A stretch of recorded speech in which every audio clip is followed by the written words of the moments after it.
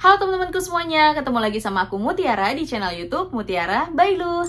Sawadika teman-temanku semuanya, apa kabar nih teman-teman semua? Semoga teman-teman semua dalam keadaan sehat ya. Di video kali ini ada kabar terbaru yang sangat mengejutkan dan menghebohkan kita semua, yaitu kabar dari dua botak alias Por dan Robert. Jadi kemarin Por dan Robert mencukur rambutnya hingga botak licin di sebuah kuil di Provinsi Ratchaburi. Momen Por dan Robert mencukur rambut hingga botak di kuil Ratchaburi ini membuat masyarakat Thailand heboh dan bertanya-tanya, ada apa? Mengapa Por dan Robert tiba-tiba mencukur rambutnya hingga botak? Karena menurut aku di sini terdapat beberapa kejanggalan. Oke, di sini kita bisa lihat Por dan Robert rambutnya dicukur oleh seorang biksu, atau biasanya biksu itu di sini dipanggilnya Mong ya, teman-teman. Oke, kejanggalan yang pertama, Por dan Robert ini melakukan cukur rambut di sebuah kuil Ratchaburi, yang dimana kuil Ratchaburi itu terletak jauh dari kota Bangkok ya, teman-teman. Jadi udah beda provinsi. Daerah Ratchaburi itu dari kota Bangkok ini sekitar 120 km. Pertanyaannya, kalau memang mau cukur rambut, kenapa tidak di kuil yang dekat Bangkok? Kan banyak kuil-kuil yang terdekat di Bangkok ini. Kuil-kuil bagus, kuil-kuil yang ternama. Kenapa harus di Ratchaburi? Kenapa harus jauh? Situasi ini kan membuat polisi jika ingin bertanya atau butuh keterangan dari Por dan Robert, itu kan akan sulit untuk ditanya ya, karena mereka posisinya jauh dari kota Bangkok. Nggak bisa kalau tiba-tiba polisi membutuhkan keterangan dari mereka langsung datang. Dan masyarakat banyak yang berprasangka dengan mencukur rambut mereka, oh mungkin mau menghilangkan jejak ya, mau menghilangkan bukti. Sewaktu-waktu kalau tim forensik atau tim autopsi membutuhkan DNA rambut mereka sudah tidak punya rambut. Jadi itu yang membuat masyarakat Thailand dan kita semua jadinya berprasangka apakah ingin menghilangkan salah satu barang bukti dari rambutnya.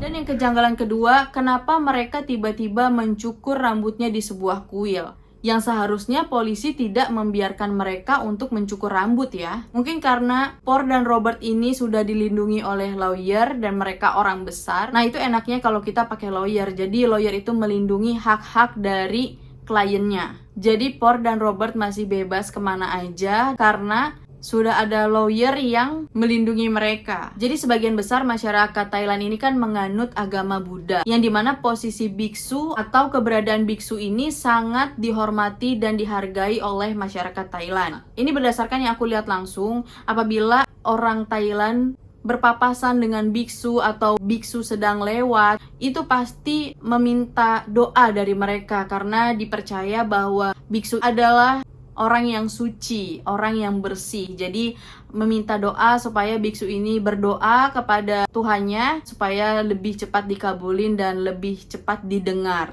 Apalagi untuk masyarakat Thailand yang menengah ke bawah. Itu apabila bertemu dengan biksu, mereka langsung memegang kakinya biksu, langsung seperti menyembah gitu, minta doa. Ya pokoknya sangat dihormatilah posisi jadi biksu itu. Nah di sini Robert dan Por ini pingin menjadi biksu dengan cara mereka mencukur rambutnya hingga botak licin dan kemudian dia akan melakukan meditasi, melakukan selayaknya apa yang dilakukan oleh biksu. Nah, di sini biasanya orang yang ingin menjadi biksu itu adalah orang yang benar-benar ingin fokus menebus kesalahannya, ingin menghapus semua kesalahan dan dosanya. Jadi intinya ingin mensucikan diri. Selain itu, kenapa mereka mencukur rambutnya? Karena menurut ajaran Buddha ya, kalau ada keluarga atau kerabat yang meninggal, itu rambutnya dicukur, khusus yang laki-laki. Biasanya yang dicukur sampai botak licin itu apabila ada anggota keluarga inti seperti orang tua, adik, kakak yang meninggal, baru dibotakin licin seperti itu. Tapi kalau hanya kerabat atau saudara jauh, itu cuman cukur rambut aja. Tapi di sini Por dan Robert dicukur benar-benar sampai botak licin. Nah, itu menurut kabar yang beredar bahwa mereka ingin menjadi seperti biksu, yang dimana mereka fokus untuk melakukan meditasi, melakukan hal-hal yang biasa dilakukan oleh biksu, berdoa di kuil, dan makanan yang mereka makan pun terbatas ya, nggak bebas. Tidur pun mereka biasanya di kuil, dan sebagai tanda sedang berduka, makanya rambutnya dicukur sampai habis. Tapi yang bikin janggalnya, mereka tidak tinggal di kuil seperti para biksu pada umumnya. Melainkan mereka setelah habis selesai cukur rambut dan meditasi segala macam di kuil, mereka lanjut pergi ke sebuah resort yang ada di sekitaran kuil. Dan itu menurut keterangan saksi yang melihat langsung bahwa mobilnya Por dan Robert ini menuju ke sebuah resort. Nah, yang aku tahu di Thailand ini kalau ingin menjadi seorang biksu harus fokus selama 15 hari. Mereka nggak boleh pegang HP, nggak boleh berhubungan badan, tidak bisa mengakses internet, dan mereka hanya berfokus pada meditasi serta doa-doa di kuil. Dengan mereka seperti itu akan berdampak buruk bagi kepolisian karena kepolisian tidak bisa mengganggu ritual meditasi mereka sebagai biksu, dan polisi akan kesulitan apabila membutuhkan keterangan dari Por dan Robert ini. Jadi sepertinya Por dan Robert ini ingin mengulur-ngulur waktu, memperlambat proses dari penyidikan polisi. Dan mungkin juga mereka berpikiran kenapa tiba-tiba ingin menjadi biksu dan mencukur rambutnya, karena mereka pikir proses autopsi ini kan akan memakan waktu 3-4 minggu ke depan baru hasilnya keluar proses autopsi ini. Jadi mereka sepertinya memanfaatkan waktu sambil menunggu hasil dari keputusan tim forensik. Mereka melakukan meditasi sebagai biksu di sebuah kuil di Ratchaburi. Tapi tetap aja ya, seharusnya mereka tidak melakukan itu karena harusnya mereka standby. Kapanpun polisi mau, mereka harus kooperatif. Kapanpun polisi membutuhkan keterangan dan kesaksian dari mereka, mereka harusnya gampang dihubungi. Bukan malah menjadi biksu yang tidak memegang handphone dan internet. Nah, dari situ jelas banget ya kalau mereka ini ingin memperlambat proses evakuasi, proses penyelidikan dari kepolisian. Dan kejanggalan berikutnya bahwa Robert ini bukan beragama Buddha. Cuman karena agama Buddha ini mayoritas, jadi seperti sudah menjadi kultur untuk mereka. Jadi untuk Por dan Robert tidak masalah rambutnya dicukur hingga botak. Sedangkan si Robert ini baru saja melakukan hair transplant. Jadi dia melakukan tanam rambut ya teman-teman, supaya rambutnya ini nggak botak. Karena kan depan rambutnya Robert ini kan botak ya. Jadi dia melakukan hair transplant gitu. Yang dimana seharusnya setelah melakukan hair transplant itu rambut tidak boleh botak. Biarkan rambut itu numbuh biar ketahuan hasilnya. Tapi Robert tidak keberatan, justru dia ingin rambutnya dibotakin. Jadi kayak sia-sia aja ya dia melakukan hair transplant.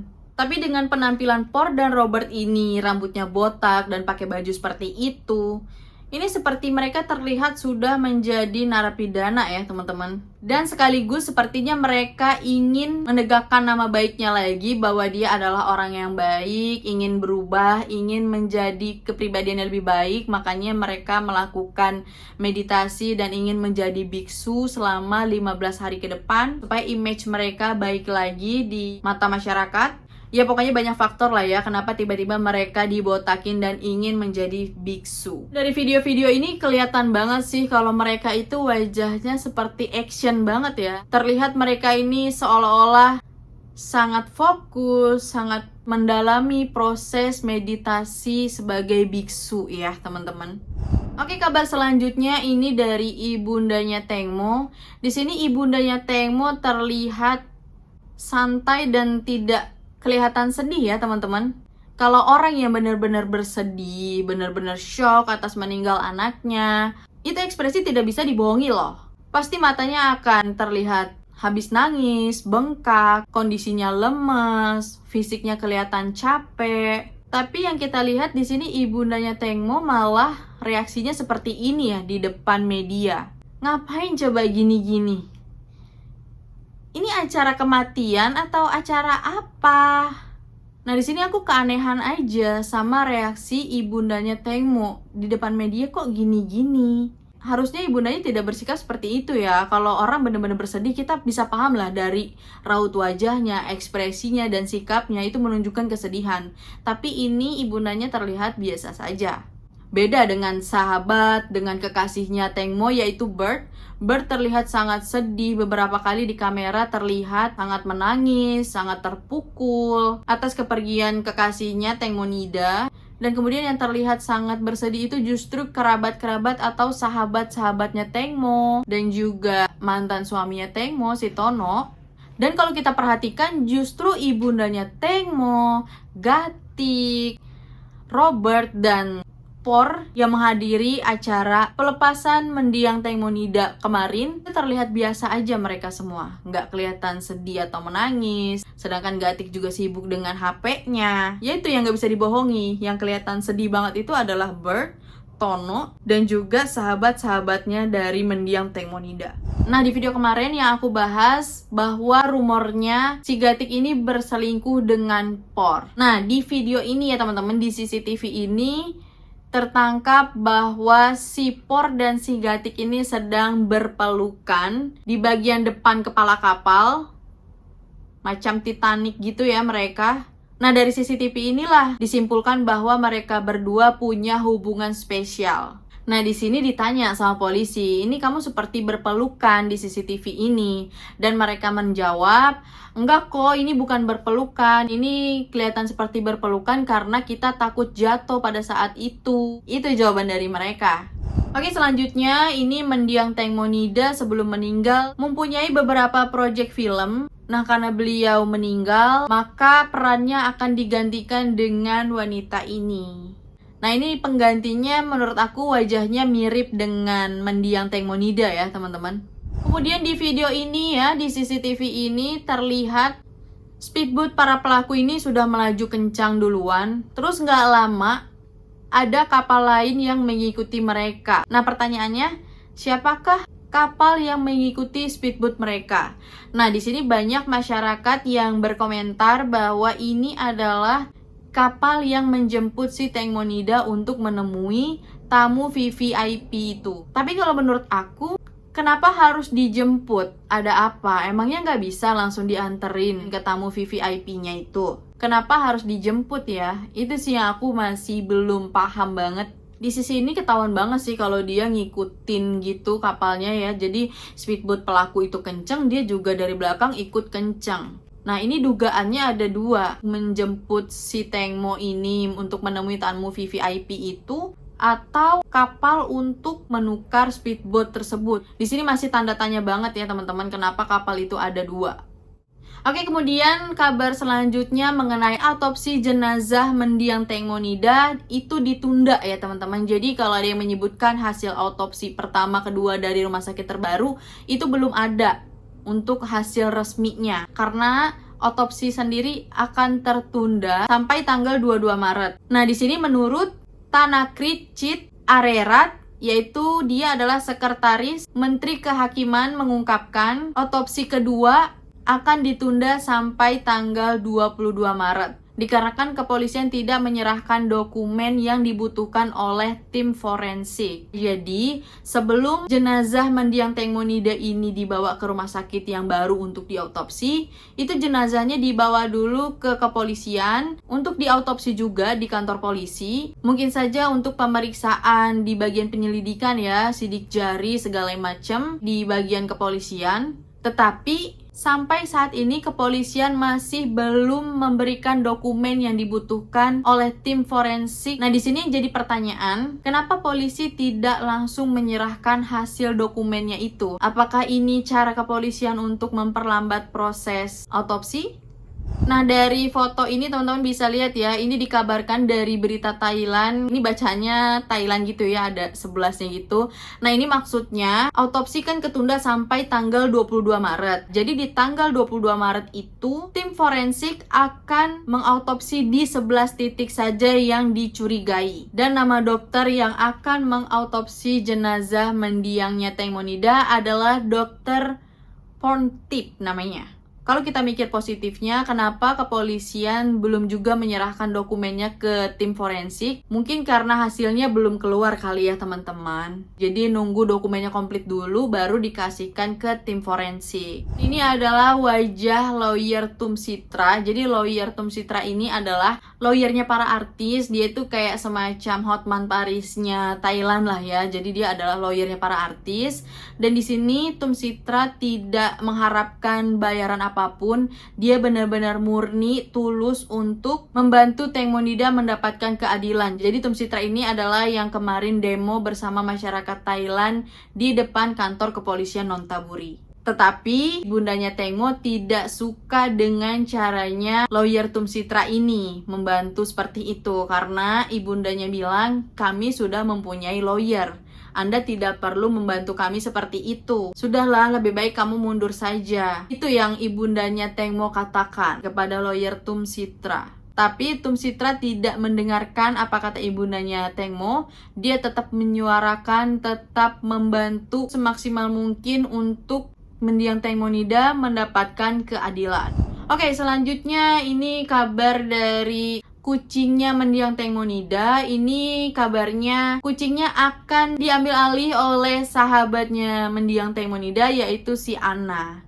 Nah, ini sekarang kucingnya sudah berada di tangan Anna ya teman-teman. Oke teman-teman, itu saja kabar terbaru yang bisa aku sampaikan ya, updatean terbaru mengenai kasus misteri kematiannya artis Tengmonida. Buat teman-teman semua yang sedang menonton video ini, jangan kasih kendor ya.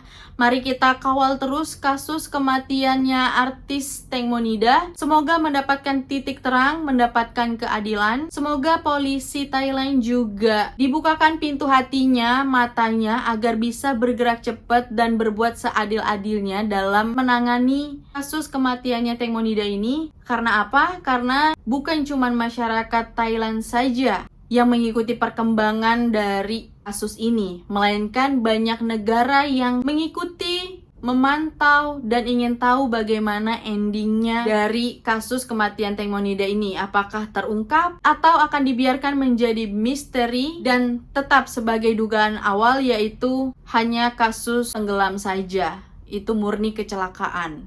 Mari kita kawal terus, jangan kasih kendor ya teman-teman. Kita tunggu keputusan dari tim forensik dan tim kepolisian dalam kurun waktu 3-4 minggu ke depan.